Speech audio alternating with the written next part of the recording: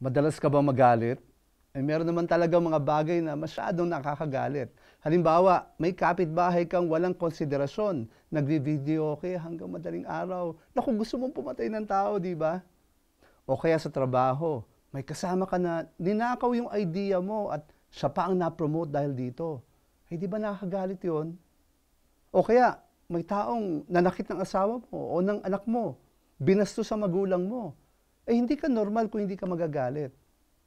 Pero kung umaga hanggang gabi galit ka, araw-araw mainit ang ulo mo, at halos lahat ng makausap mo parang gusto mong awayin, matalim at masakit ka magsalita parati, kapatid, hindi na tama ito. May magandang payo sa Bible tungkol sa pag-handle ng galit. My dear brothers, take note of this. Everyone should be quick to listen, slow to speak, and slow to become angry, for man's anger does not bring about the righteous life that God desires.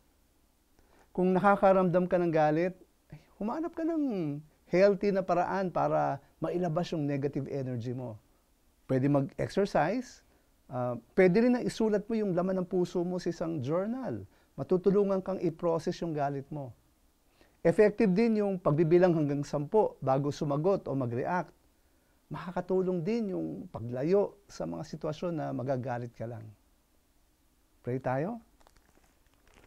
Lord, tulungan mo ako na mapagtagumpayan ang galit ko. Pigilan mo po ang bibig ko nang hindi ako magkasala sa salita. Tulungan mong humupa ang emotions ko kung nasa sitwasyong nagagalit na ako. Hawakan mo po ang puso ko. Umaasa ako sa kabutihang loob ninyo. Ito po'y hiling ko sa ngalan ng Ama at ng Anak at ng Espiritu Santo. Amen.